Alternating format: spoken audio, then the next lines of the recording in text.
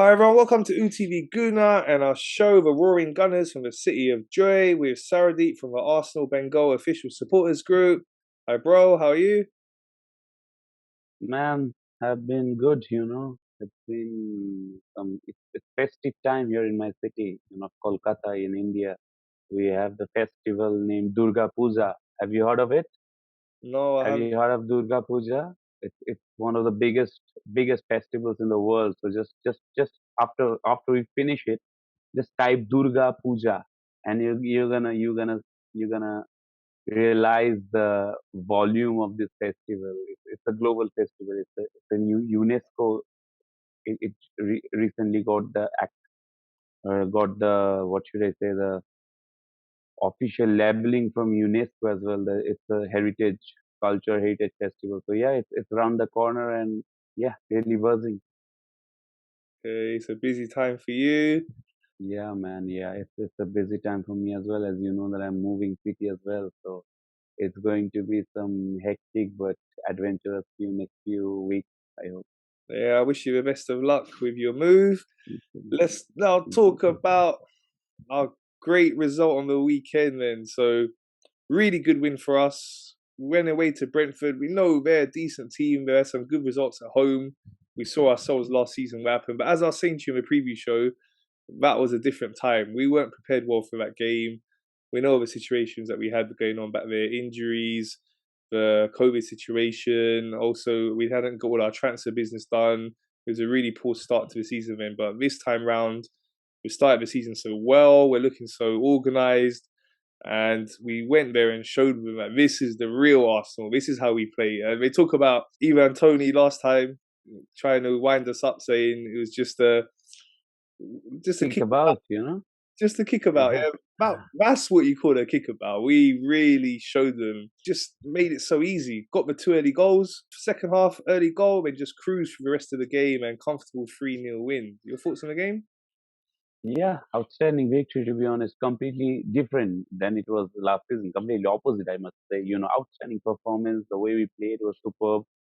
We had the upper hand throughout the game. The way we started, the goal from Saliba again, man. He's defending. He can score. What a player we have got. Remember last season when I was saying that we can't just let Saliba leave. And I'm really relieved, really very happy that we have managed to work things out with Saliba. And it's just now, I think, just I hope he just signs his next new deal soon, so we can stay at least till, I think, 2028. I think it's gonna be the next signing extension will be up to 2028 or 2029. But I don't know, but I hope he signs it as soon as possible. And then superb goal, I think, again from Gabriel Jesus. Fabio Vieira, outstanding debut. But I'm gonna mention one name to you, that is Granit Xhaka. What a turnaround it has been for that person, isn't it? I remember the game that in, at the Emirates against Crystal Palace, when he was booed off by the supporters and he kind of threw away the shirt, and it was looking all over. Then even we, even I myself have been very critical of Granit Xhaka in the recent past. Last season, I criticized him for coming out and saying those harsh words of the Newcastle defeat, but he has completely won over every Arsenal fans, including me as well. Look, he was a decent player. He was never a bad player or something like that. But Mikel Arteta has done the magic, and Mikel Arteta has found in the right position, which is further advanced. And look what the fruit that is bearing. Outstanding performance from Xhaka. The ball he set up for Jesus in the second goal is outstanding. He's been superb. I'll be running out of adjectives to describe Granit Xhaka this season. And then fans, kind of complimented him with that song as well. So yeah, things are looking good. Great victory for sure, 3-0. And as far as even Tony is concerned, come on, man, what were you saying, my friend Gabriel? He scores and he says that exact revenge. Yeah, sometimes you say the revenge is sweet. I think this was a type of game that it was, because last season, first game, it was horrible, isn't it? It was Friday night game as well. Things was the first game of the season, and when you lose against a team like Brentford that we lost last season, was quite kind of very, very disheartening, as I must say. But this season, complete turnaround, outstanding performance, 3 points, top of the table. What more I can ask? Very happy with the performance and with the result. Yeah, it was amazing. And when we looked at the team sheet before the game, we saw that Odegaard was injured and Fabio Vieira came in for him. Seen that much of him. We saw him in the Europa League, played really well. We know he's had that injury, so he's only now getting to full fitness, but he looked really good in the Europa League game. I mean, in this game, he played so well as well. What a goal! His debut goal for us, brilliant strike. He's a superb player. He's more of he's a slightly different than Odegaard. I think Odegaard is more of a ball carrying player rather than Fabio Vieira. Where on the other end, he's somewhere his trait is similar to Odegaard, but he has his own identity. Yeah, and I think the way we signed him up, it kind of shows that Arteta kind of has a huge trust on him, and I think slowly he's going to be brewing slowly at Arsenal, and he's going to be a good player for us. I won't say great because it's just been 2 or 1 game for him, but there is potential, that's for sure, for him to be a real world class footballer at Arsenal. And the goal he took again, that oozes quality, isn't it? From from that distance to take the shot and then finishing it off. And overall, the way he played it's very, very encouraging signs for Fabio Vieira and for Arsenal as a whole. And even if you say apart from Vieira, all the other players I think that played against Brentford, I think played well. You can't just point out any player who had a poor game. I think everybody was superb. Yeah, they were, and it was key to have Thomas Partey back. We missed him in the game Yeah, against yeah, Man United. sure, Such an sure, important play for us.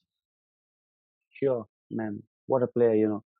Thomas Partey, I think the only issue with him is that he's sometimes very injury prone, and with his all, if you just minus the injury issues and that thing, I remember a comment Thomas Partey made last season when he said that he is going to rate his performance at Arsenal 3 out of 10, and I don't remember any game after that in which Thomas Partey had an average or a below average game. He has been outstanding since then. Yeah, he had the only Achilles heel, as I mentioned, is that he's having some injury issues, and he's been out in and out of the team. But whenever he has been in the team, whenever he has started, it's just been phenomenal. Yeah, he sure has. And then right at the end of the game, Arteta decided to bring on our young boy, 15 years old, Yeah, making his Ethan, debut. Ethan Emaneri, super player. Yeah. I think, super player is something that I must not say because he just had one touch, but he surely is going to be a super player, I hope, because, it's a good thing. It's a decent thing for him, and it's a new record as well.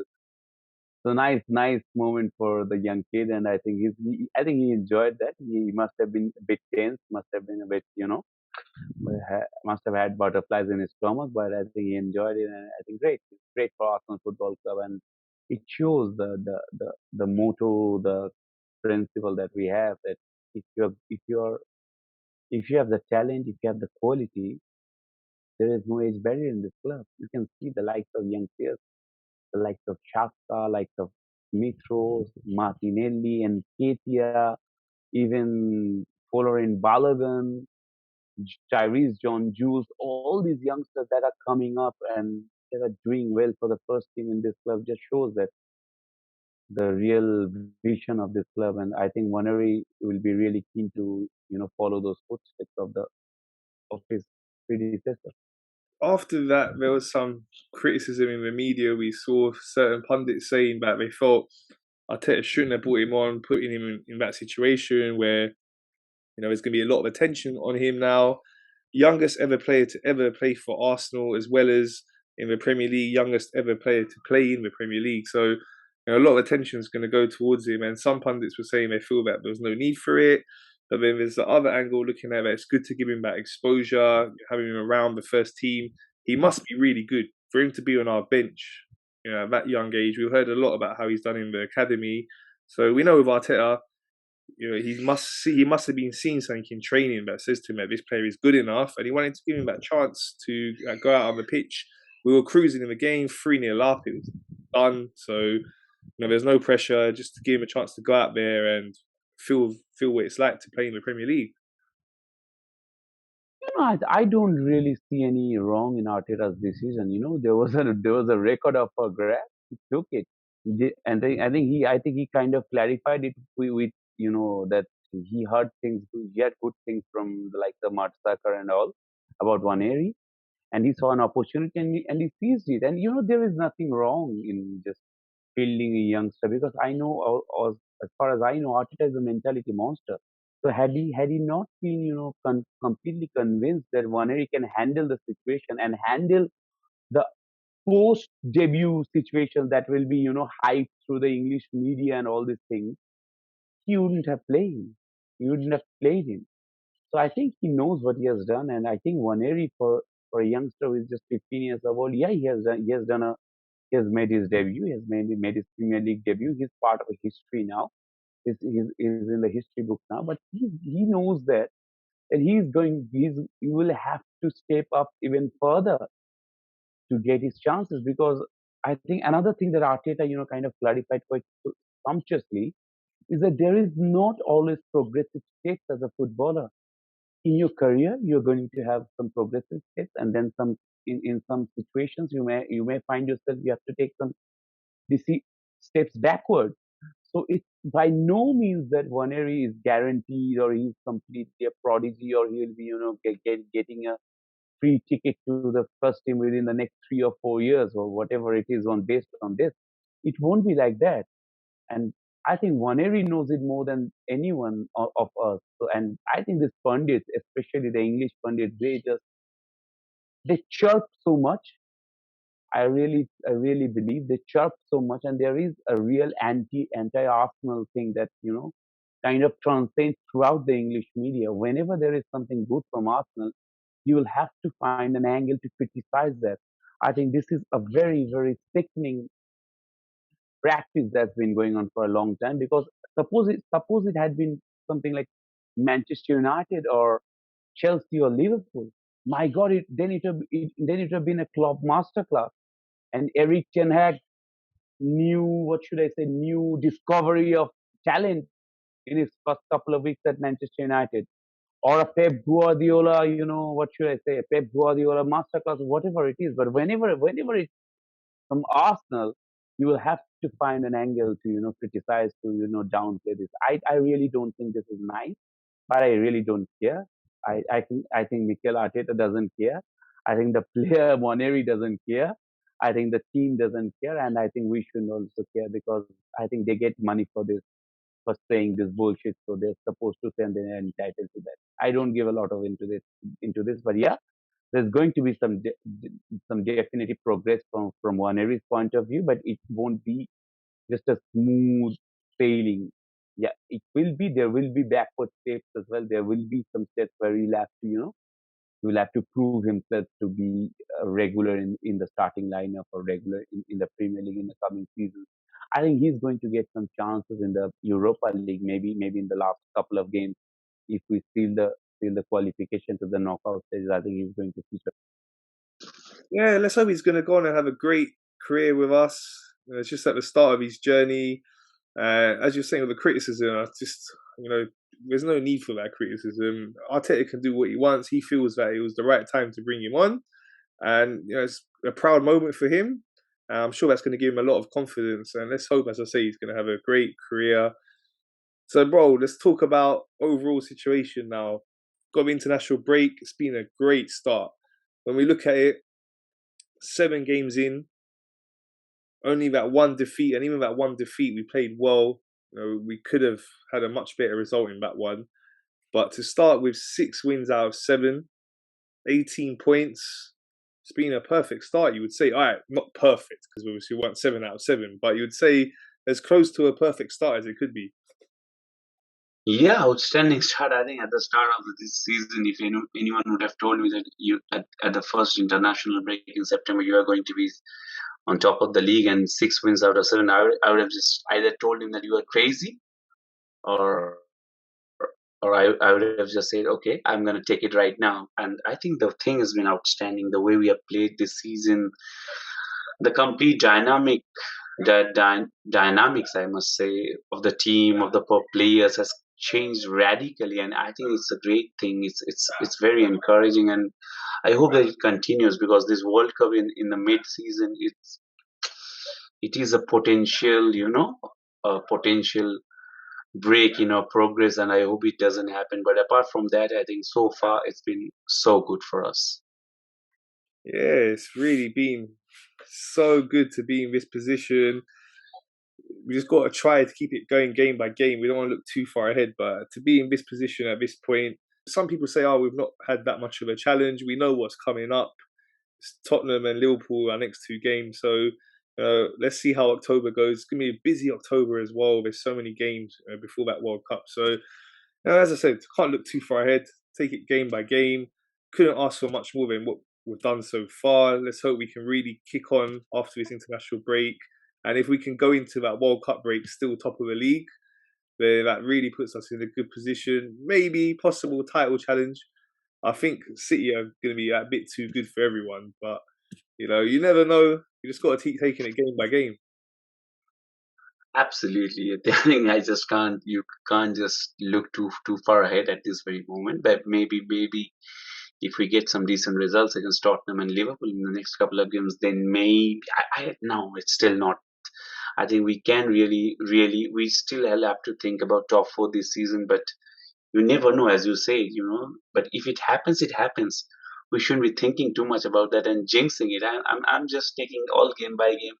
Let it happen like this, because the next 4 or 5 games, especially the next 2 games against Tottenham and Liverpool, are going to be defining the whether our progress has really been against those mid-table clubs, or it can really take and at least scare the top teams that Arsenal have arrived. Because if we win the next 2 games, or at least get 4 points in the next 2 games against Tottenham and Liverpool, I think that is definite statement from us that we are back amongst the big. Yeah, bro. Let's hope so. We know we are improving. That's the main thing. We're seeing that progress that Arteta talked about. Might not be quite ready for a title challenge now, but we're definitely heading in the right direction. Maybe a couple more transfer windows, and we'll really have a strong enough squad to push for the title. But as you said, this season minimum top four, and we're looking in a really good place for that.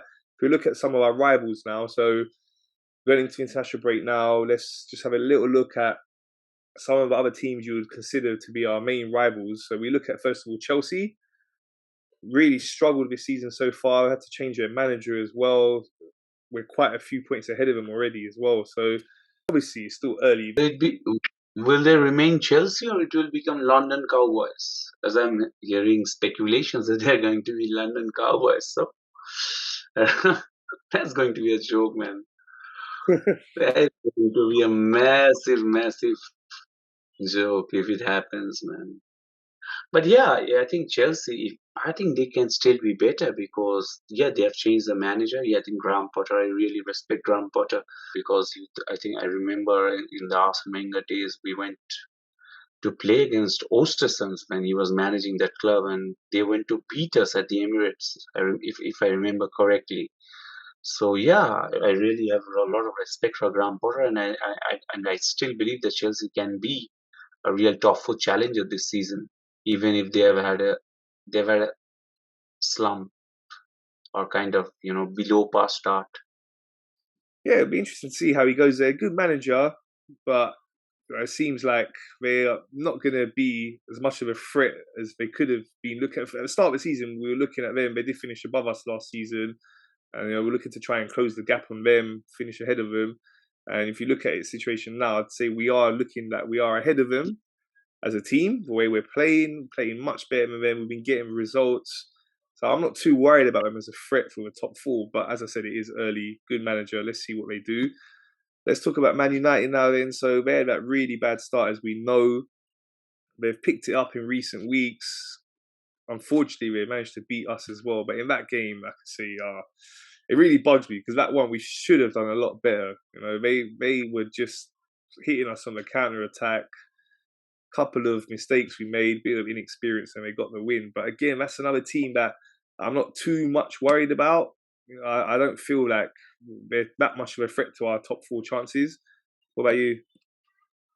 I think United can be Manchester United. Yeah, they're decent games. They just won 4 in the trot, but then they lost against Real Sociedad in the Europa League. So yeah, you never know what to expect from them. And I really don't rate this kind of teams because they're not consistent. They haven't been consistent.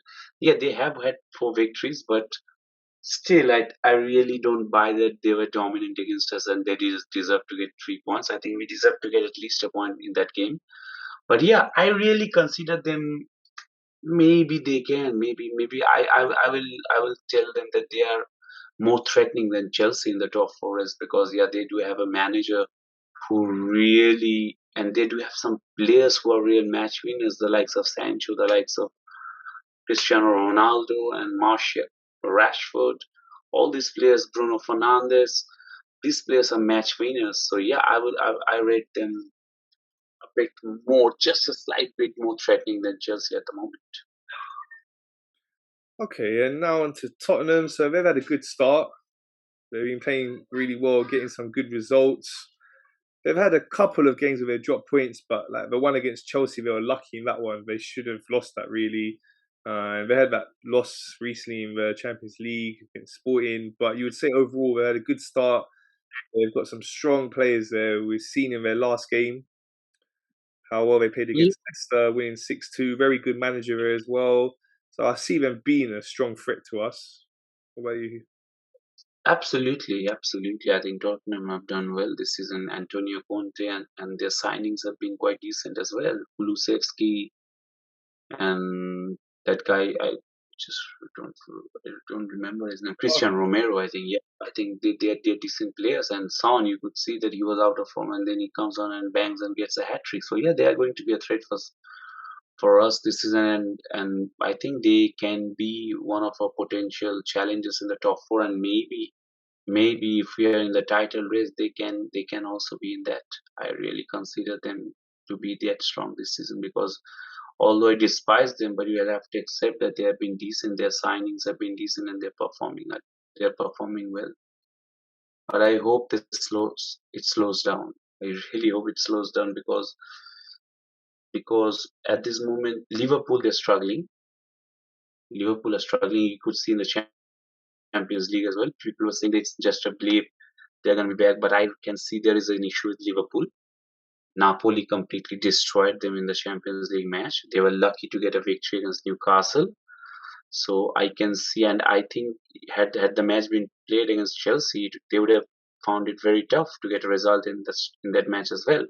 So I really think Manchester City, Tottenham Hotspur, and Arsenal. I really hate to say, but Tottenham are at this moment better than, in terms of form, at least they're better than Liverpool, Chelsea, and United, and they are going to be a bigger threat for us than perhaps Chelsea and United. I really don't know about Liverpool. I do have a bad feeling about Liverpool that I do believe that they're going to struggle, but you never know. But I consider Tottenham to be a bigger threat to us than United with Chelsea combined. yeah, I was going to go on to Liverpool next. So they've really had, as you said, a poor start. And we know they've had some injuries. Mane's left, so they're adjusting to a different style with the new striker that they got in as well. Nunes, he got sent off, so he was suspended as well. So they've had a few issues. We know the players they got, but as you said with Man United, they got some real match winners, so they're able to turn it on and get the wins. And I do see them coming back in terms of like being a threat to top four. We got to say yeah because we did finish quite a long way behind them in recent seasons, but we're quite a few points ahead of them now. And even if it's early days, we have got that nice lead on them. And unless they start picking it up, then we could finish ahead of them. It's gonna be interesting to see what happens with them. As you're saying, with Tottenham, really strong. Going to be really important. The next game coming up against them. Let's hope we can beat them and get them on a losing run because they're still undefeated as well at the moment. So let's make them have their first Premier League loss in that next game, the North London derby. So yeah, let's talk about Man City now. So with City, we know how strong they were already. Really good team. They've dominated the Premier League in recent years. And they've added Haaland now to that. and it just makes them even more dominant. And it's just scary. I remember talking to you about it last week, and you was saying like that guy's worth 400 million. They're so lucky to get him for like 50 million. But he's gonna take them to that next level. You can see the start to their season has been really good. They've dropped a couple of points against Villa recently, but they're looking so dangerous. And to say that they're a rival of ours, like, it's difficult because I don't know if we can actually push them and have a title race with them. But we've got to look at it right now as we are ahead of them. Very early days, as I keep saying, but we are ahead of them. What's your thoughts on Manchester City? I think they're the clear favorites to win the Premier League this season because yeah, they had a superb team. They have a decent manager, but they have added Erling Haaland. My goodness, he's a superhuman. He's an alien, man. The way he scores, and he manages to score in every fucking game. I think he's a super. I think he can break records. I think he can break Premier League records. It may happen this season. The way he's playing, the way he's scoring goals, the way he eases himself in front of goal. It's just amazing to see. He's so effortless in front of goal. He may be having a bad match. He's not that much, he doesn't come down that much, doesn't help that much defensively, but the way he scores goals, whenever there is a chance, he's going to score more times than not. And City, given the players that they have, they create enough chances for him to score at least 1 or 2 goals every match. So Manchester City are, in my opinion, are the clear favorites to win the Premier League again this season. Yeah, as I was saying to you earlier, I think they're just that bit too good for the rest of the Premier League. I think already we're all playing for second. Even though we're ahead of them at the moment, I just see them being so consistent. With him in there now, they're going to score even more goals than they scored last season. And yeah, really, it's frightening to see how good a team they are now with him. So I'm going to ask you before we go, done this with you before the season started. It's the first now international break. I'll do this again with you before the World Cup and then like later in the season as well. The question, what's your prediction for top 4? I'm going to go with Manchester City first, Arsenal second. I'm going to go with Tottenham third and United fourth. Okay. It's going to be interesting. Like I say, long way to go. There's a lot that's the variables that are come into it. How do teams like go after the World Cup? Do anyone lose players due to injury? How deep do certain teams' players go in that World Cup? Like, do they get to the latter stages? Like, for example, for us, like with our 3 Brazilians, we're seeing they're not in the international squad for the coming games. Are they going to go to the World Cup? If not, then they're going to be really fresh when the season restarts. We know like the likes of Norway have not gone, so Odegaard will not be going to World Cup. But that also means that Haaland's not going to a World Cup, so he's going to be really fresh for when the season starts again in December. So yeah, it's going to be interesting to see how that plays out. Then we've got the January transfer window that come into it as well. We know normally after World Cups, like players are seen during the World Cup, and then teams go in for them. Players that were not that well known before the World Cup, they do really well. The likes of Arshavin, I remember for us, he had a great World Cup, and then we went and bought him. So yeah, it's going to be really interesting. Such a long way to go. So many variables in there. Yeah, it's going to be great fun watching it.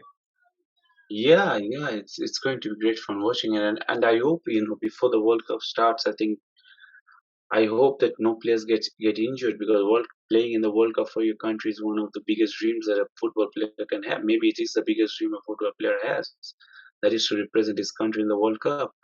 So I hope no one gets injured, and I hope even after the World Cup ends, I really pray that all the players come back fit.